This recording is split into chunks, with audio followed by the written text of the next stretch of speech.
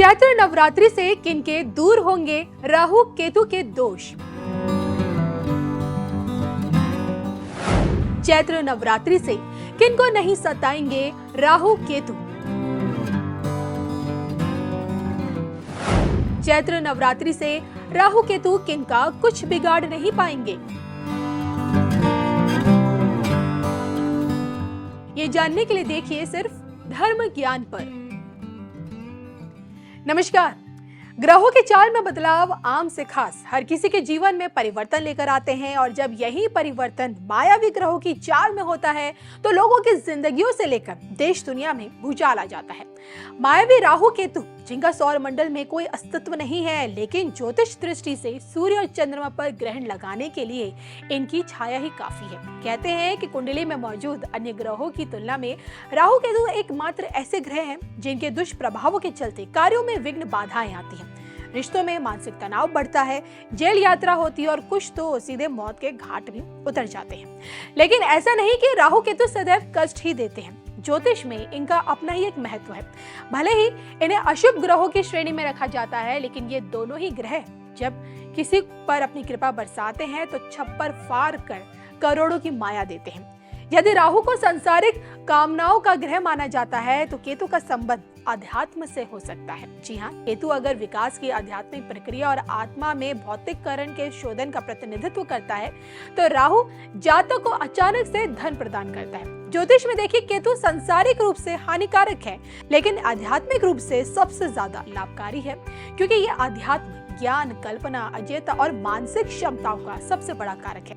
अब अगर आप ये महसूस करते हैं कि मायावी राहु केतु का दुष्प्रभाव आपकी तरक्की पर फुल स्टॉप लगा रहा है, बनते बनते कार्य अपने आप बिगड़ जाते हैं या फिर आपका भविष्य आपराधिक दुनिया की तरफ जा रहा है, तो ऐसे में हम आपको आज के इस वीडियो में ये बताएंगे कि चैत्र नवरात्रि पर ऐसा क्या करें ताकि राहु केतु के कष्टों से हमेशा के लिए छुटकारा पा सके। तो शक्ति के उत्सव का पर्व देखिए 22 मार्च से शुरू हो रहा है। एक बार फिर चैत्र मास में शक्ति अपने भक्तों के घर में पधारेंगी। हर कोई शक्ति की उपासना में मग्न दिखेगा और जो कि देखिए समूची सृष्टि का आधार ही शक्ति में समाया हुआ है। इस कारण हर कोई नवरात्रि में माँ के 9 रूपों को पूजता है ताकि माँ की कृपा से उनके जीवन में खुशहाली भी आए और खुशियां भी। लेकिन ऐसे में क्या आप जानते हैं कि ग्रह शांति के लिए नवरात्रि से अच्छा मौका कोई नहीं। नवरात्रि के दौरान किए गए कुछ आसान उपायों से आप भी राहु केतु के कष्टों से हमेशा के लिए मुक्ति पा सकते हैं। तो आइए जानते हैं कि नवरात्रि में राहु केतु से जुड़े उपाय क्या कहते हैं। नवरात्रि से राहु केतु के दुष्प्रभावों से ऐसे पाएं छुटकारा।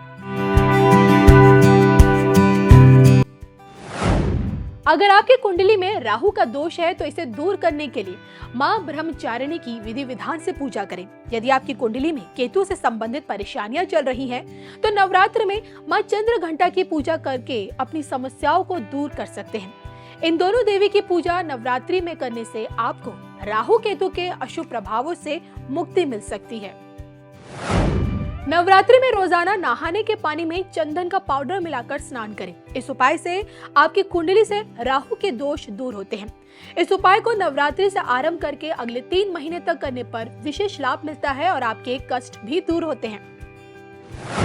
नवरात्रि में मां दुर्गा के साथ ही भगवान शिव और हनुमान जी की पूजा करने से आप पर से राहु केतु के अशुभ प्रभाव भी कम होते हैं। नवरात्रि के दिनों में शिव सहस्त्र नाम और हनुमान सहस्त्र नाम का रोजाना पाठ करने से आपकी कुंडली से राहु केतु के अशुभ प्रभाव दूर होते हैं और आपके अच्छे दिन शुरू होने लगते हैं।